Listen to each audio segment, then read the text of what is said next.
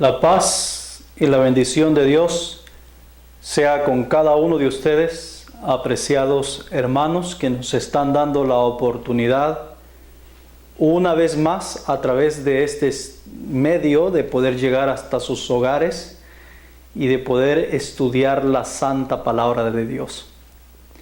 Le agradecemos a Dios porque nos ha permitido en esta ocasión tener nuestro estudio número 4. Nuestro estudio de la serie titulada Los 144,000 redimidos del Cordero. Ese es nuestro tema, nuestra temática que estamos tratando a través de estos video estudios que se están subiendo en este canal. Así es de que le invito siempre, como lo he hecho en otros estudios anteriores, que antes de poder ver esta serie de los 144,000, se tome el tiempo necesario para ver la serie del juicio de los vivos. Esta serie es importante entenderla para poder comprender el tema de los 144,000. Sin más preámbulos, quisiera invitarles a leer una lectura bíblica y luego procedemos a una oración. La lectura bíblica se encuentra en el libro de Romanos. El libro de Romanos, en el capítulo 11, en el versículo 25 y 26. En estos dos versículos vamos a encontrar una mina que va a contener una serie de gemas preciosas que va a servirnos, especialmente a nosotros hoy que estamos tratando el estudio de los 144,000. Le invito a leerla. Porque no quiero, hermanos, que ignoréis este misterio, para que no seáis arrogantes en vosotros mismos, que en parte el endurecimiento ha acontecido a Israel hasta que haya entrado la plenitud de los gentiles. Y así todo Israel será salvo, como está escrito: de Sión vendrá el libertador, que quitará de Jacob la impiedad. Con esto en mente y posterior un comentario de lo que hemos leído, vamos a arrodillarnos y vamos a orar a nuestro Dios para pedirle su bendición en esta hora.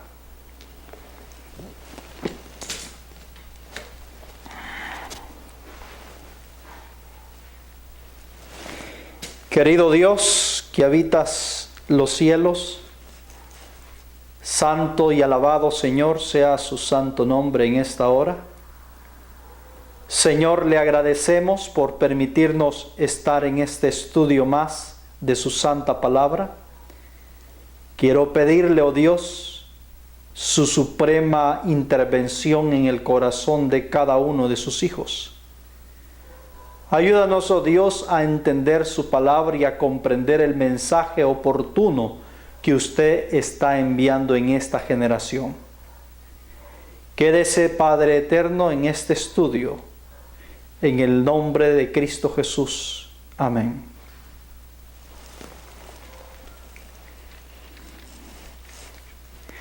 Pablo, mis queridos hermanos, está tratando un problema o está previendo un problema que puede existir entre la iglesia recién fundada en el tiempo de él. La Escritura nos dice en el libro de Romanos de que Pablo le está diciendo al pueblo gentil, dicho sea de paso, él está haciendo una marcada diferencia entre los gentiles y los israelitas. Y él está queriendo clarificar un asunto de suma importancia para prevenir que los cristianos gentiles repitan la historia de los judíos o de los israelitas de su tiempo. Y entonces Pablo le está diciendo a los gentiles que deben de cuidarse de no repetir la misma historia que sus hermanos han hecho. Y les está diciendo, ustedes deben saber de que las ramas naturales, es decir, las ramas originales, son los israelitas, son los descendientes directos de Abraham. Y que ustedes, es decir, los gentiles, ustedes son injertados a las ramas o al árbol o a las ramas naturales. En otras palabras, Pablo les está diciendo que deben entender que a pesar del endurecimiento de Israel, a pesar de la rebelión y el pecado que cometieron, no solamente los judíos del tiempo de Pablo, sino las 12 tribus en su totalidad, a pesar de eso, dice la Escritura, que son muy amados por Dios. ¿Y a causa de qué es este amor? Pablo dice que es a causa de los padres de ellos. Es decir, a causa de Abraham, a causa de Isaac y a causa de Jacob. ¿Por qué yo estoy tomando esta porción del libro de los Romanos? Estamos tratando un tema sumamente importante, mis queridos. Y es el tema de los 144,000. Pues bien, para tratar el tema de los 144,000, obligadamente tenemos que tratar el asunto de las 12 tribus de Israel. Porque en el libro de Apocalipsis, en el capítulo 7, desde el versículo 4 hasta el versículo 8, nos describe que el sellamiento de los 144,000 son precisamente 12,000 de cada una de las 12 tribus de Israel, de los hijos de Israel. Entonces, obligadamente, yo debo de tratar con ustedes el asunto de las 12 tribus de Israel. Ojo, estoy haciendo énfasis. El asunto de las 12 tribus de Israel, no el asunto de los judíos de hoy, porque los judíos de hoy son una tribu y un residuo de otra, que son los de Benjamín y los de Judá unificados. Pero yo no estoy hablando de ellos, estoy hablando de las 12 tribus en su totalidad. Entonces, como el asunto de los 144,000 tiene que ver con un sellamiento de los hijos de Israel, 12,000 de cada tribu, es evidente, mis queridos hermanos, que yo debo de observar lo que Pablo está diciendo concerniente a la restauración de los hijos de Israel. Y hermanos, yo le ruego en el nombre del Señor que no saque conclusiones anticipadas. Yo quiero que nos concentremos a entender el tema de los 144,000. Y lo vamos a hacer si usted tiene paciencia y un espíritu de investigador de las Escrituras. Ahora, quiero decirles que hay muchas especulaciones entre nuestro pueblo, es decir, entre la Iglesia Adventista del Séptimo Día. Y hay muchas interpretaciones, por así decirlo, en relación al sellamiento de los 144,000. Y el problema es que estas tantas interpretaciones que existen dentro del pueblo adventista ha llegado a empañar la mente de aquellos sinceros hijos de Dios. Hay algunos predicadores que, para forzar un poco las escrituras, han llegado a decir de que las 12 tribus o los hijos de Israel o los 144,000 que son sellados de los hijos de Israel son espirituales, es decir, no son realmente los descendientes de Abraham por sangre. Ahora, mis amados hermanos, eso no es lo que me está diciendo Apocalipsis. Apocalipsis claramente me está hablando en el capítulo 7, versículo 4 en adelante, que hay 144,000 sellados de cada una de las tribus de los hijos de Israel. Y debo dejarlo así como el profeta lo dejó escrito. Es decir, debo dejarlo tal como Dios lo dejó en la inspiración. No debo de forzarlo o de quererlo adaptar a mi criterio, adaptar a mi pensamiento, adaptar a lo que yo pienso o a lo que yo creo, mis amados. Ahora, obsérvese que el apóstol Pablo nos habla de una profecía que muy pocos hermanos adventistas le han puesto la debida atención. Y es la profecía del libro de Romanos capítulo 11, en los versículos que hemos leído. Es más, yo le invito a usted a que lea todo el capítulo 11 para que entienda el tópico central de la cual Pablo está tratando en ese capítulo. Y lo que Pablo está tratando en ese capítulo es precisamente, mis amados hermanos, la restauración de los hijos de Israel, de las tribus de Israel. Lo que Pablo está tratando en ese capítulo es haciendo una marcada diferencia entre los hijos de Israel y entre los gentiles. No hay donde perdernos, no hay donde confundirnos. La Escritura claramente nos está tratando el punto de que hay una profecía donde Dios ha dicho que va a ejecutar una restauración de los hijos de Israel.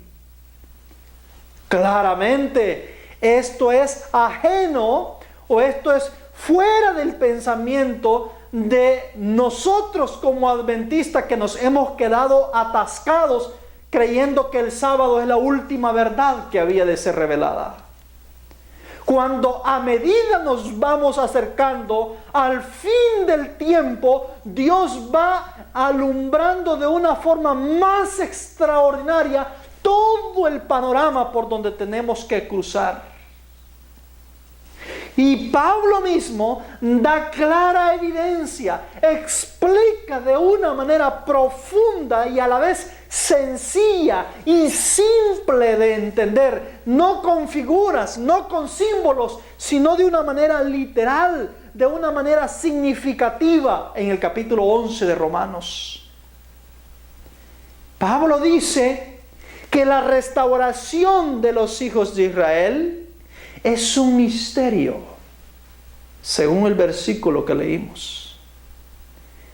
Y ese misterio que Pablo dice que es esta restauración, es a la cual le advierte a los gentiles y les dice, cuídense de no menospreciar a los que una vez fueron elegidos. Cuídense de no volverse soberbios sobre los que una vez fueron elegidos. Ay, mis hermanos, ¿por qué Pablo les está diciendo esto a los gentiles? Porque Pablo les está diciendo esto a los hermanos cristianos gentiles. Es que Pablo sabía muy bien, porque recordemos, era un doctor de la ley, había leído todas las escrituras y releído y reestudiado todo lo que los profetas habían dicho en relación a los hijos de Israel, y conocía muy perfectamente que la profecía de los profetas antiguos hablaban de una restauración final que se va a efectuar en favor de los hijos de Israel, de las 12 tribus que fueron esparcidas sobre la faz de la tierra. Y es a esto a lo que Pablo dice, esto es un misterio. Ay, mis hermanos, un misterio que por ignorarlo nosotros podemos cometer garrafales errores. Un garrafal error que nos va a hacer cometer el mismo pecado, la misma actitud, o obtener la misma actitud que tuvieron los judíos del tiempo de Pablo. Porque como es un misterio, mis amados hermanos, debemos prestar atención. Pero el asunto que Pablo les está diciendo es que el misterio se va a aclarar. Es decir, este misterio se va a cumplir, obviamente, cuando la plenitud de los gentiles haya entrado, dice. Entonces todo Israel será salvo. En ese mismo capítulo él habla de a qué se refiere con ese todo Israel. Él habla de todo el remanente que queda para el tiempo del fin de Israel, de las 12 tribus. Mis amados, en nuestro estudio anterior estuvimos estudiando acerca de las fiestas ceremoniales o parte de las fiestas ceremoniales. Esto nos obligó a tratar el tópico de ciertas fiestas ceremoniales por el asunto que Apocalipsis nos describe o pone a los 144,000, particularmente en el capítulo 14, en contexto de la siega. Y el apóstol Juan, a él se les identifica, o a él se los identifica a los 144,000 como las primicias del Cordero. Y al tratar el asunto de las primicias, estudiamos en nuestro estudio anterior que fue necesario ir a ver a cuál de las primicias está haciendo referencia el apóstol Juan en el Apocalipsis capítulo 14. Y en nuestro estudio anterior descubrimos que habían 2 primicias en la antigüedad o en la tipología. Y estas 2 primicias identifican 2 tipos de redimidos. Encontramos que la primer primicia identifica a los muertos que son redimidos después de la muerte. Es decir, esta primer primicia está revelada a través de la gavilla mecida, que era de cebada y que se presentaba durante el día domingo de los 7 días que se comía pan sin levadura. Pero también estudiamos que había una segunda primicia, y esta segunda primicia no solamente era diferente a la primera, sino que se presentaba de una forma diferente también y se preparaba de una forma diferente. Estudiamos de que la segunda primicia tenía que ver con la primicia de los 2 panes. A diferencia de la primera, estos 2 panes deben ser panes cocidos, elaborados, es decir, producto elaborado. Y estudiábamos que estos 2 panes que son producto elaborado tenían que ser cocidos con fuego para que destruyera o para que destruya la levadura con la cual se ha formado este pan. Y estudiábamos todos estos detalles. Y quedó la interrogante para nosotros hoy. ¿Por qué fueron 2 panes? En nuestro estudio vimos cómo este prototipo que se cumplió en el tiempo de los apóstoles, este prototipo es un fundamento tipológico para poder entender cómo es que se va a llevar a cabo el antitípico día de Pentecostés. Es decir, de acuerdo a lo que Joel nos dijo, el tiempo cuando se vuelva a derramar la plenitud del poder del Espíritu Santo en nuestro tiempo.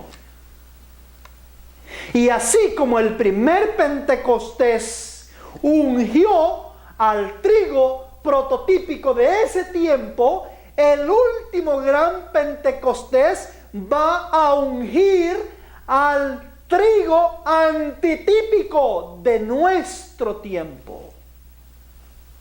Porque veíamos que de acuerdo a la parábola, Dios va a recoger el trigo en la última parte de la historia de la humanidad, siendo este el último grano en ser cosechado, el último cereal. Entonces, hermanos, como este asunto está íntimamente ligado con los 144,000, porque ellos son las primicias del trigo que serán ungidas con el poder del Espíritu Santo en el Pentecostés antitípico, es evidente que ellos son los 2 panes antitípicos que se revelan en las fiestas ceremoniales. Y que estos 2 panes figurativos, antitípicos, van a ser presentados en el tiempo del gran Pentecostés. Ellos serán las primicias que se presentarán por los vivos delante del cielo en esta tierra. Y sobre ellos, así como ocurrió en el prototipo, se derramará la plenitud del poder del Espíritu Santo. Se derramará el fuego del altar que es lanzado a la tierra para purificar, destruir la levadura, es decir, todo sinónimo de pecado que existe en ellos, y purificarlos para que puedan dar el último gran pregón sobre la tierra, como lo hicieron las primicias del prototipo, es decir, los 120. Después que recibieron el poder del Espíritu Santo, fueron enviados a las 12, a todo el mundo, a dar el pregón de su tiempo.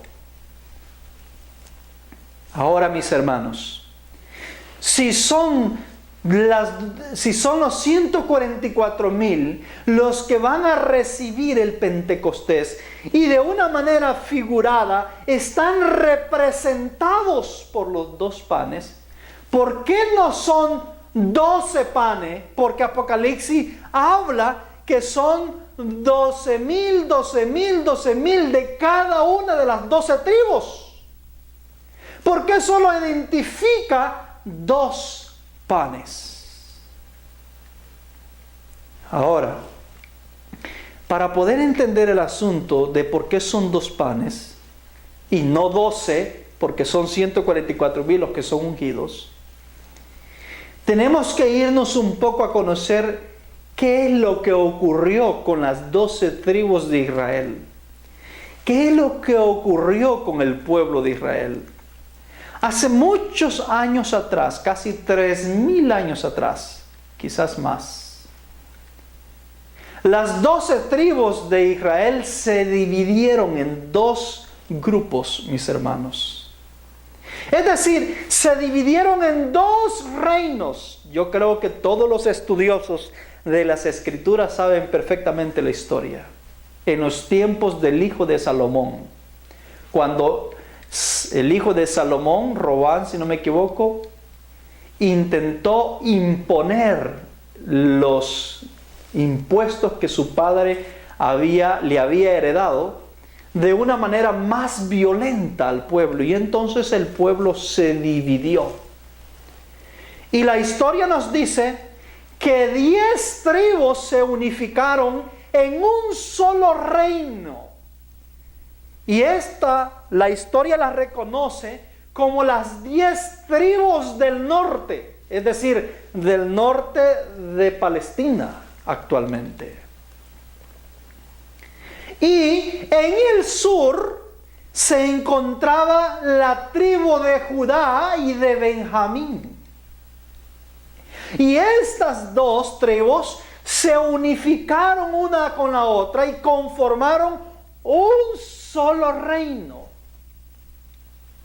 Y a partir de ese punto de la historia, mis amados hermanos, las escrituras nos dicen que en Israel empezaron a correr paralelamente 2 reinos con el mismo pueblo de Dios. Es decir, mientras el reino del norte tenía el control de 10 tribus, el reino del sur tenía el control de 2 tribus. Y así empezaron su disputa los 2 reinos que llegaron a formarse en Israel posterior a la muerte de Salomón. Y esto fue, hermanos amados, una trayectoria de grandes aciertos y desaciertos, conflictos y envidias entre uno y el otro reino. Ambos reinos, ambos grupos de tribus reclamaban el derecho y la supremacía otorgada por Dios.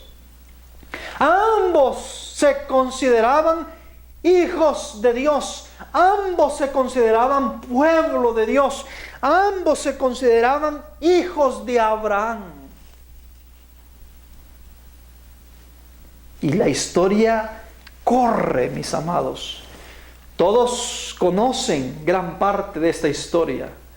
Saben de que las 12 tribus se separaron y que las 10 tribus del norte se corrompieron más rápidamente que las 2 tribus del sur, pero que a la final las 12 se corrompieron y las 12 fueron expulsadas de la tierra prometida. 10 tribus primeramente fueron expulsadas, es decir, las tribus del norte fueron expulsadas primeramente, y posterior a ello fueron expulsadas las 2 tribus del sur, o el reino de Judá, que se le llamaba también.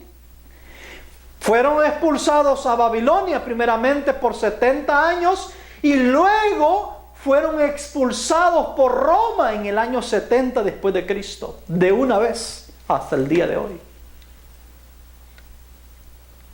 Hermanos, la historia nos dice que las 10 tribus del norte fueron expulsadas porque Dios ya no pudo contender más contra ellos.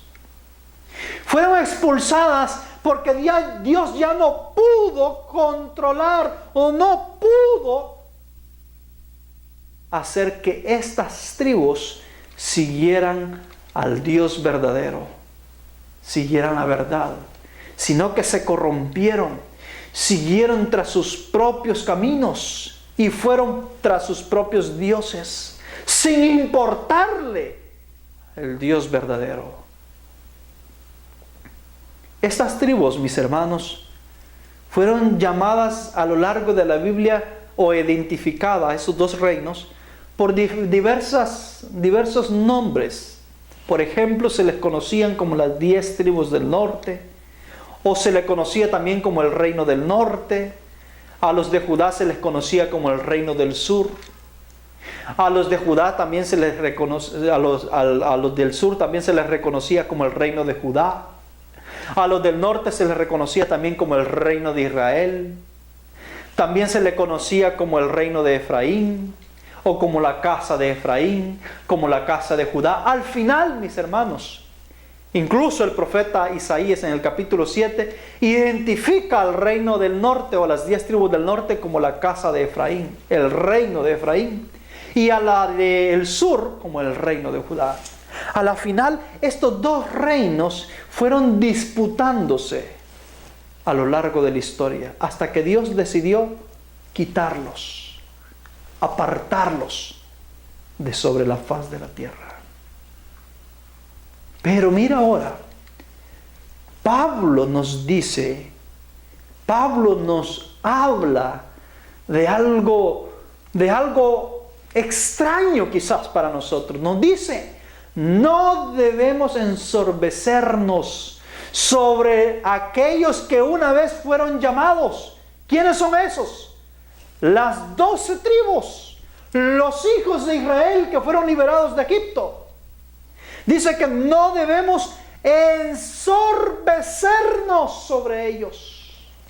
Porque nosotros, dice Pablo, es decir, hablando con los gentiles, ustedes, dice, son ramas injertadas al olivo natural. Pero el olivo en sí, naturalmente, son ellos. Y si Dios, les dice Pablo, ha hecho maravillas con ustedes, imagínense qué es lo que Dios no va a hacer cuando ellos vuelvan a ser reinjertados otra vez. Porque poderoso es Dios para hacerlo. Porque si ustedes que no eran de esta rama fueron injertados fácilmente, imagínense, les dice Pablo, aquellos que son la rama natural, cuánto más fácil no será volverlos a restablecer. Y obviamente, amados hermanos, esto abre un sinnúmero de preguntas que probablemente no van a ser respondidas en este tópico de hoy. Por eso le invito a que no se pierdan los siguientes temas, porque en los siguientes temas seguramente las preguntas que hoy está haciéndose van a ser respondidas. Pero vamos a intentar empezar a aclarar ahora mismo algunos puntos que nuestras mentes deben entender. ¿Qué es en sí, mis hermanos? ¿Qué es en sí lo que Pablo estaba enseñándole a los gentiles en relación a la restauración de Israel? ¿Qué es lo que Pablo había estudiado de los profetas del Antiguo Testamento? ¿O qué es lo que Pablo por inspiración había entendido de los profetas del Antiguo Testamento? Pablo sabía, mis hermanos, que había una profecía en el Antiguo Testamento, o muchas profecías en el Antiguo Testamento, o quizás diríamos una profecía contada por diferentes profetas, pero en sí es una. Y que esta profecía hablaba acerca de la restauración de los hijos de Israel. ¿Cómo? ¿Dónde están esas profecías? Vamos a ver unos cuantos versículos, mis queridos. Vamos a ver unos cuantos versículos.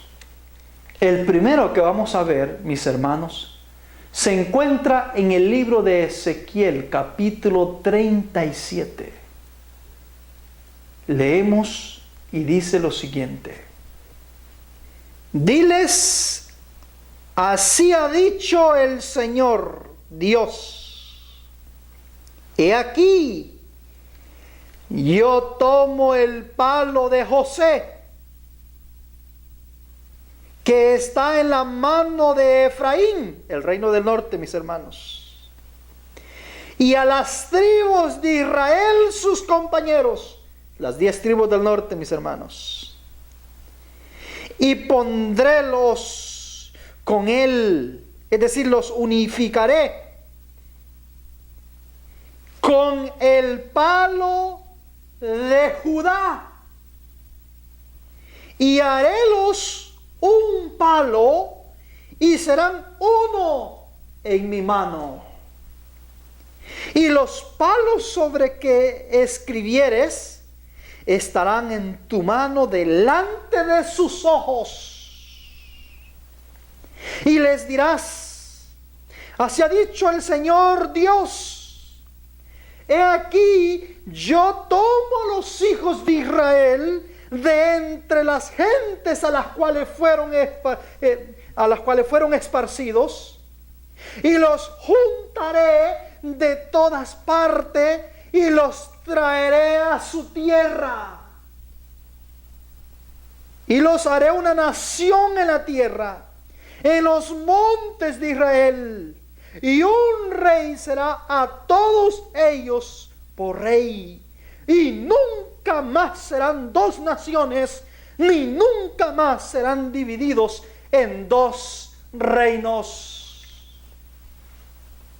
Hermanos, esta es una de las tantas escrituras que los diversos profetas de la antigüedad escribieron en relación a la profecía de la restauración de las 12 tribus de Israel. En resumen, lo que Ezequiel se le ha pedido que le muestre en profecía a los hijos de Israel es que llegará un tiempo, vendrá un tiempo, mis hermanos, donde Dios juntará los dos reinos, donde Dios juntará las 12 tribus o los dos pueblos que fueron esparcidos sobre la faz de la tierra. Ahora mire lo interesante. ¿Alguien de ustedes me podría decir cuándo es que esa profecía de Ezequiel se cumplió? ¿Existe en la historia algún momento cuando Dios haya llamado a las 10 tribus del norte que fueron esparcidas sobre todo el imperio asirio y por el resto de las naciones paganas? Y que Dios haya reunido a los de Judá y los haya vuelto a conformar un solo reino. ¿Hay algún registro en la historia que nos diga si ocurrió esta profecía? No. Desde que las 10 tribus, para empezar, fueron esparcidas sobre la faz de la tierra, nunca más, mis hermanos, fueron recogidas por Dios hasta el día de hoy. Y desde que las 2 tribus de Judá fueron esparcidos desde el año 70 después de Cristo, no fueron recogidos por Dios. Digo por Dios, porque hay un residuo muy pequeño de judíos que se han reunido en lo que se le llama el Estado de Israel. Y que Dios no es el que los ha recogido en ese lugar. Porque una cosa es que los poderes de la tierra los hayan recogido, los hayan puesto ahí a una tribu y una fracción de la otra tribu, es decir, a un remanente, a un residuo de los de Judá y de Benjamín, perdón. Y otra cosa es que Dios los haya puesto ahí, porque Dios no los ha llevado. Es más, la escritura de Ezequiel no está haciendo referencia a la reunión de los judíos de ahora, sino que la escritura de Ezequiel está haciendo referencia a una profecía donde Dios vuelve a reunir no a la tribu de Judá y Benjamín, sino a las 12 tribus en un solo pueblo. Hermanos, nunca ha ocurrido esa profecía, nunca se ha cumplido. Y la escritura dice, hermanos, léala si no la leyó en el principio, vuelva a leerla. La escritura dice que van a ser recogidos de todas las naciones donde han llegado, y van a ser recogidos, hermanos amados, y establecidos no en el cielo, porque alguien puede decir, bueno, es en la segunda venida que el Señor va a recoger. No. El texto claramente dice que van a ser recogidas de todas las naciones a donde fueron y van a ser llevadas establecidas una vez más en los montes de Israel. Ahora les pregunto, ¿es mentiroso Dios? Porque alguien puede decir, bueno, eso nunca ocurrió.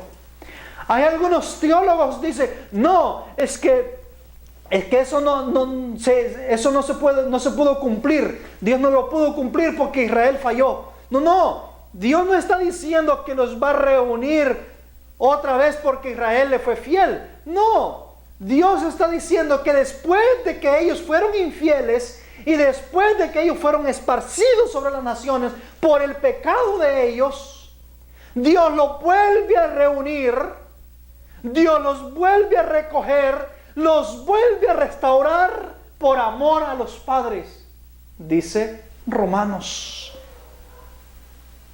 Pablo dice que este asunto es un misterio que seguramente debe ser más claro a medida se les está acabando el tiempo a los gentiles. A lo largo del estudio, mis hermanos, vamos a ver dónde y cuándo es que la hermana White nos va a decir cuando esta profecía se va a cumplir. Cuando esta profecía de la reunión del pueblo de Israel se va a cumplir. Nosotros perecemos por ignorantes, no porque no haya verdad en nosotros, no porque no tengamos la verdad revelada, es por ignorantes que perecemos, porque ya todo ha sido revelado. Mis amados hermanos, quiero leer otra cita con ustedes para que entendamos por qué esto ha llegado hasta este punto de la historia. Israel se rebeló contra Dios en el pasado. Se volvió contra el autor de la vida. Y ese pecado le costó el castigo de Dios, y el castigo fue la expulsión de su propio territorio. Isaías capítulo 8 versículo 14 dice lo siguiente: entonces él será por santuario, mas a las dos casas de Israel por piedra para tropezar y por tropezadero para caer, y por lazo y por red a los moradores de Jerusalén. Es decir, Dios hizo que las dos casas de Israel tropezaran por su rebelión, por sus pecados, por querer ir tras los dioses de este mundo. Pero encontramos que Dios ha hecho una promesa y la hemos visto en Ezequiel. Vamos a ver otro texto en Jeremías. Jeremías 31, mis hermanos. Dice lo siguiente: he aquí que vienen días, dice el Señor, en los cuales haré nuevo pacto con la casa de Israel y con la casa de Judá, mis hermanos, con los dos reinos. Un nuevo pacto. Mis hermanos, Dios va a hacer un nuevo pacto. No como el antiguo, mis amados, que hizo con los hijos de Israel, sino un nuevo pacto cuando Él cumpla sus palabras. Cuando Él haga realidad esas profecías que hablaron los profetas de la antigüedad. Dice Isaías capítulo 11 versículo 12: y levantará pendón a las naciones, es decir, levantará bandera a las naciones, y juntará a los desterrados de Israel. y reunirá a los esparcidos de Judá. ¿De dónde, mis hermanos? De los 4 confines de la tierra. ¿A dónde se encuentran los hijos de Israel? Los hijos de las 2 casas de Israel. En el tiempo cuando Dios levante banderas sobre las naciones y los junte una vez más.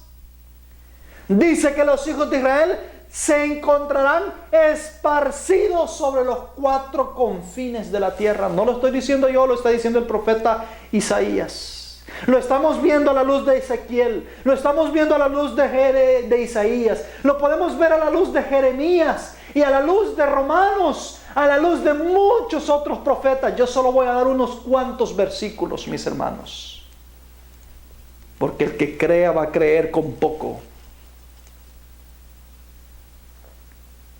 Todos los profetas unánimemente están advirtiendo, están profetizando que Dios va a hacer una obra formidable en el tiempo del fin. Dios vuelve a recoger a todos sus hijos esparcidos sobre la faz de la tierra. Hermanos, me refiero a los hijos de Israel literalmente, que fueron esparcidos sobre las naciones. Y claro, aquí hay varias preguntas que pueden venir en nuestras mentes. ¿Dónde están? ¿Quiénes son? Se han perdido físicamente, no se pueden identificar. Tranquilo, todas esas preguntas van a ser respondidas en el transcurso de esta serie. Hermanos amados, el tema de los 144,000 es muy amplio y profundo. Pablo mismo habla de esta restauración, porque los 144,000 son la restauración, el cumplimiento de la restauración de los hijos de Israel. Por eso es que dice que son de las 12 tribus de Israel.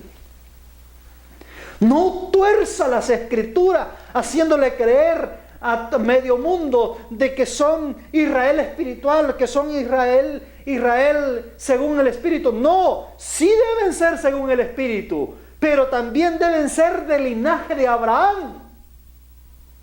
Debe correr en sus venas la sangre de Abraham.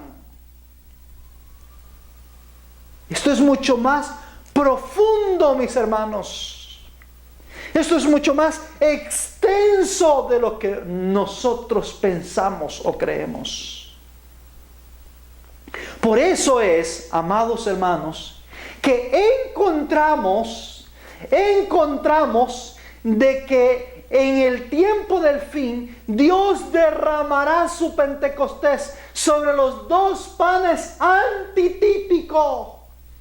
Estos 2 panes antitípicos son las 2 casas de Israel que reciben el poder del Espíritu Santo, que son presentadas como ofrendas delante del Señor y consumidos, mis hermanos, consumidos por el Espíritu Santo, purificados por el Espíritu Santo, para poder ir a revelar la gloria de Dios al mundo. Son los 2 panes antitípicos, y la profecía es tan perfecta, la tipología es tan perfecta, que dice que estos 2 panes tenían que ser elaborados con levadura. La levadura es sinónimo de pecado. Quiere decir que ellos son purificados, son cocidos en fuego cuando se presentan como ofrendas delante de Dios, para purificarlos, para limpiarlos de todo pecado, de toda inmundicia. Hermanos, esto es extremadamente profundo. El diablo ha distorsionado la mente de muchos para transgiversar la profecía de lo que los profetas han hablado desde la antigüedad. Y hay muchos grupos dentro de nuestra iglesia y fuera de nuestra iglesia, incluso dentro del mundo cristiano, muchas iglesias que han distorsionado las profecías. Ejemplo de ellos, los mesiánicos. Ellos saben, y al leer las escrituras han visto que los profetas de la antigüedad han hablado de la restauración de Israel y han aplicado esa restauración a los judíos bélicos que ahora mismo están reunidos en el Estado de Israel. Y han querido forzar las escrituras al aplicarle a ellos esta profecía. Falso, mis hermanos. Vamos a ver que la profecía no se aplica a la reunión de estos judíos que se reunieron en el año 1948 en el Estado de Israel. No se refiere a ellos, porque los 144,000, los que son llamados por Dios, deben tener el nombre de su Padre y deben estar con el Cordero sobre el monte Sión. ¿Qué quiere decir? ¿Qué quiere decir de que deben estar con el Cordero junto a Él? ¿Qué quiere decir de que siguen al Cordero por donde quiera que va? Quiere decir que son creyentes cristianos, es decir, son los hijos de Israel cristianizados. Creen en el Cordero de Dios, creen en Jesús. Los judíos que hoy tenemos allá no creen en Jesús, por mucho que le intente meter a Cristo en la mente de ellos, no se lo aceptan y lo consideran a usted y a mí como un engañado y engañador, evidentemente. Ahora, mis amados, como ustedes han podido ver, a través de todos diversos profetas, Dios ha hablado a su pueblo. Y antes de concluir este estudio, voy a traerles a un hecho que fue registrado en los evangelios, particularmente en el libro de Mateos capítulo 14, del versículo 15 hasta el versículo 20. Usted quizás le parecerá interesante las historias y las acciones que Cristo hizo. Y probablemente despertará muchas inquietudes en relación de por qué fueron registradas con tanto detalle.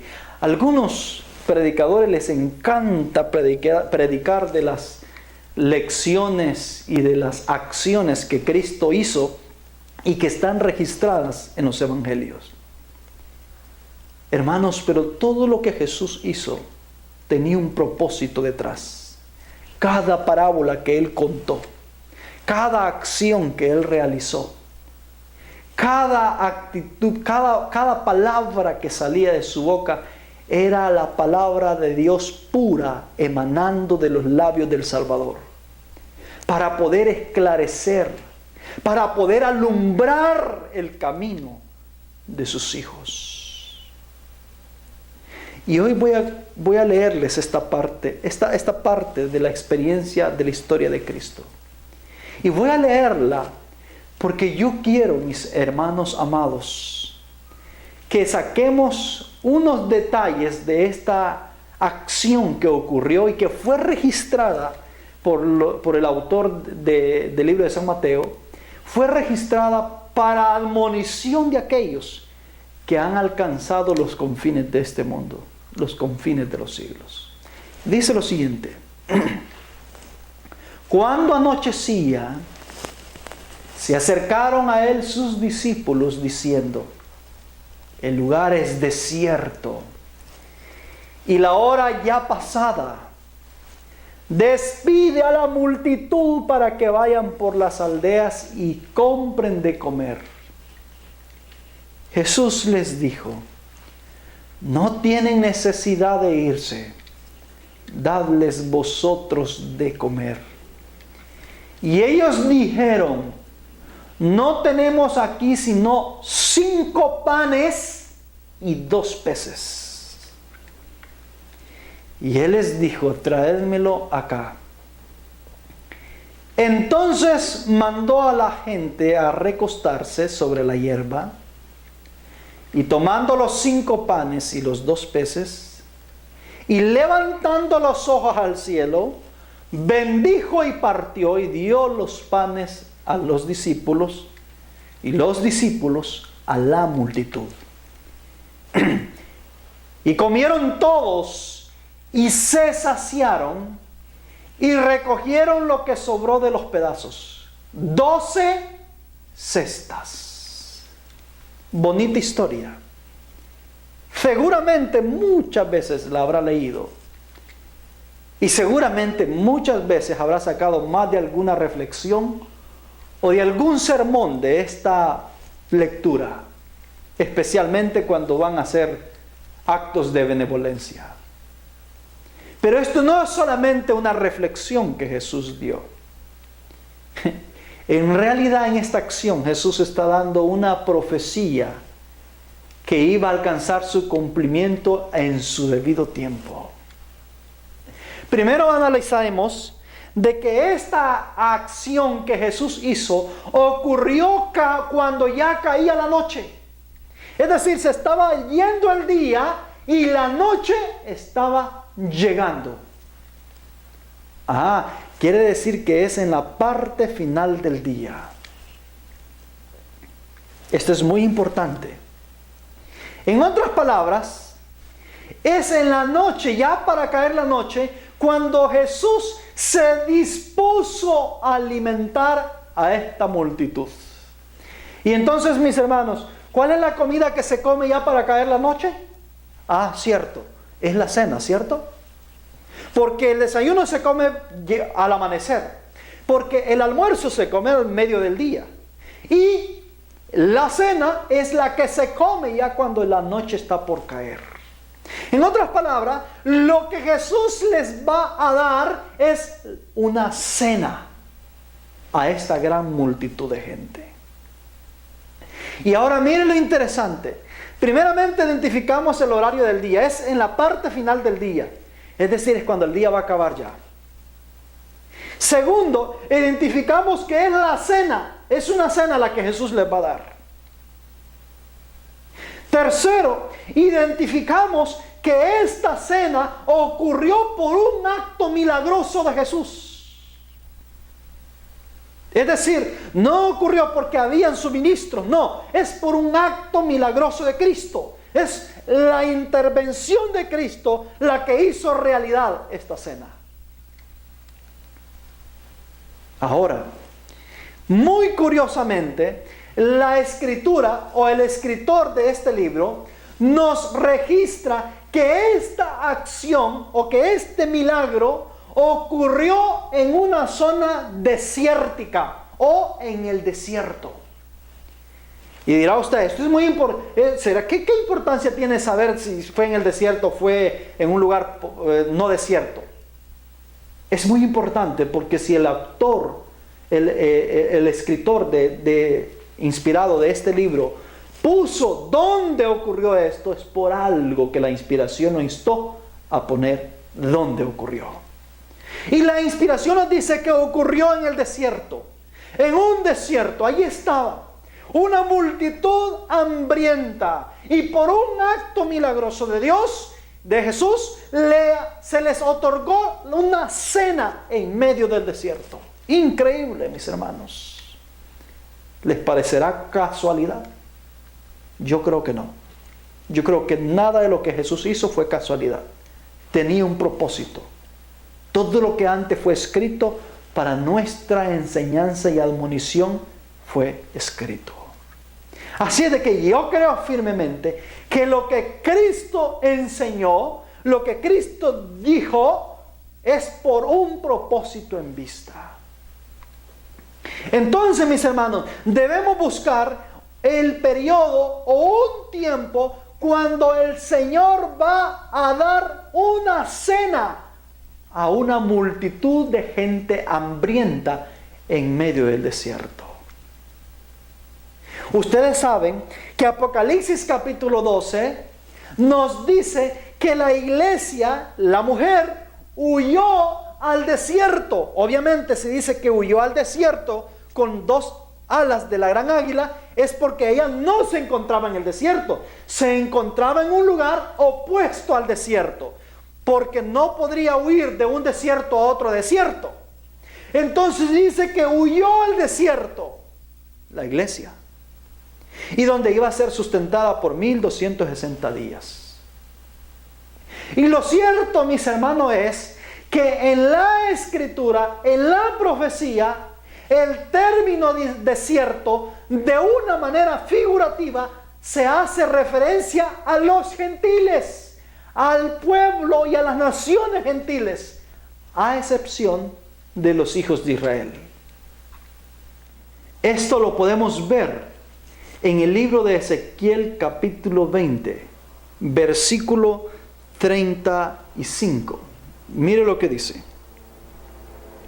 Y os traeré al desierto de los pueblos, y allí entraré en juicio con vosotros cara a cara. Hermanos, el Señor en la Escritura siempre identifica a los pueblos gentiles como el desierto.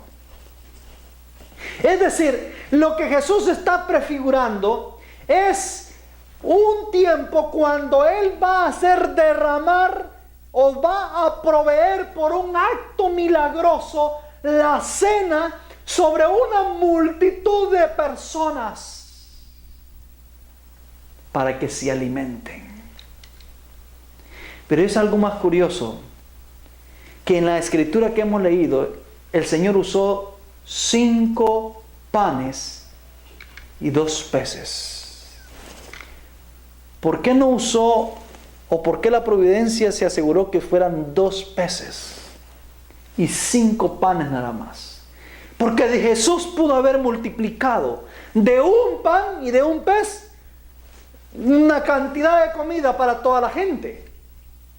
¿Por qué específicamente la providencia hizo que fueran 2 panes y 5 panes y 2 peces, y fue registrado en las Escrituras?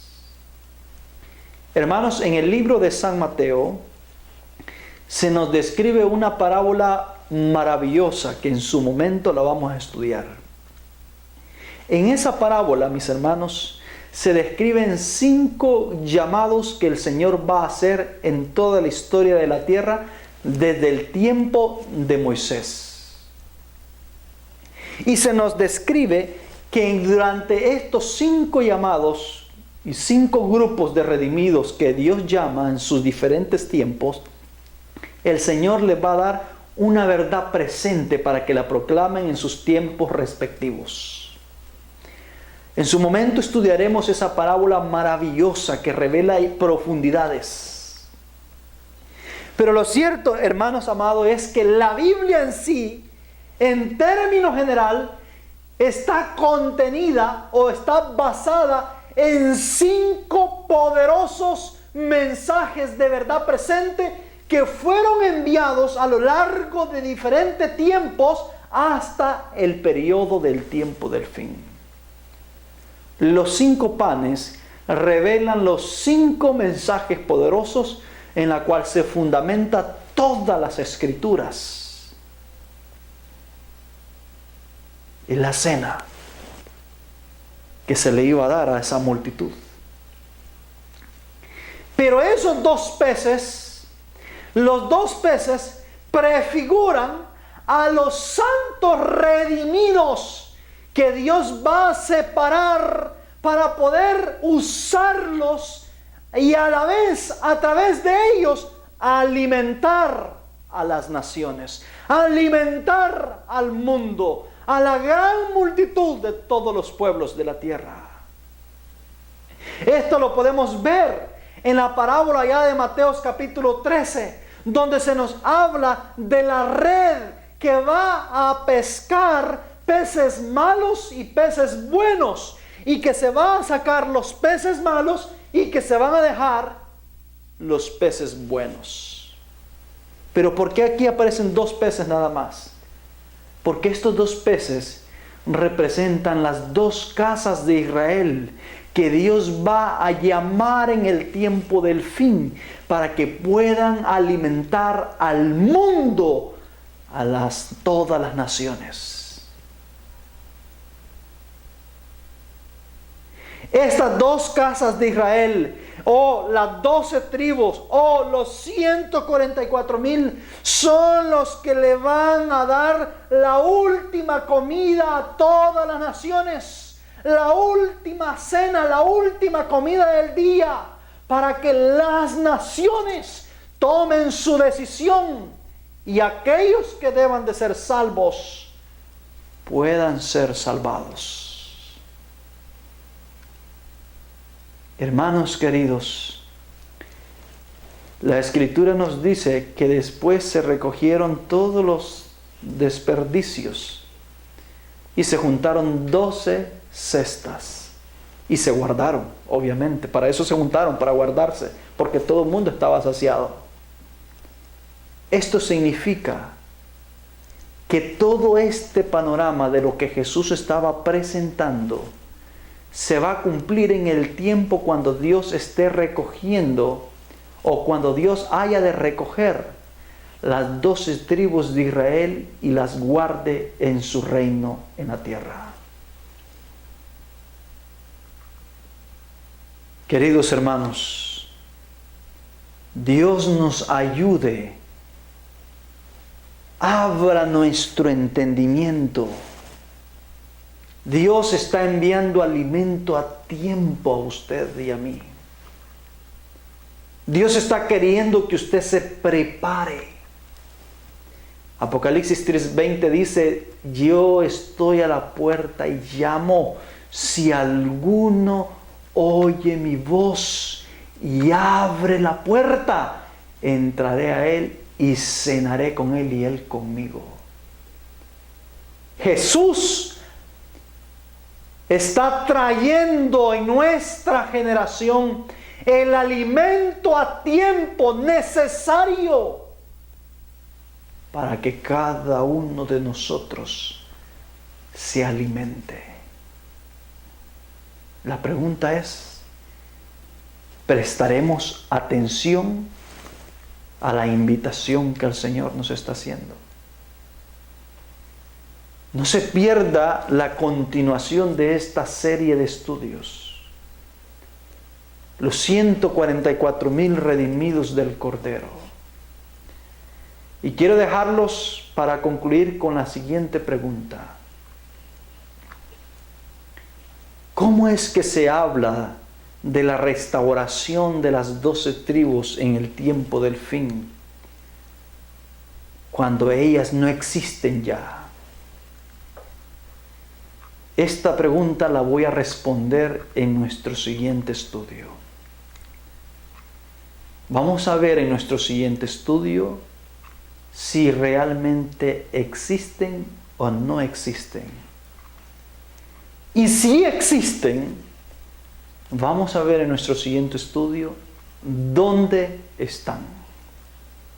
No se lo pierda. Que el Dios del cielo le bendiga, le acompañe y le conduzca por el camino de la verdad. Le invito a arrodillar y a elevar una oración para nuestro Dios.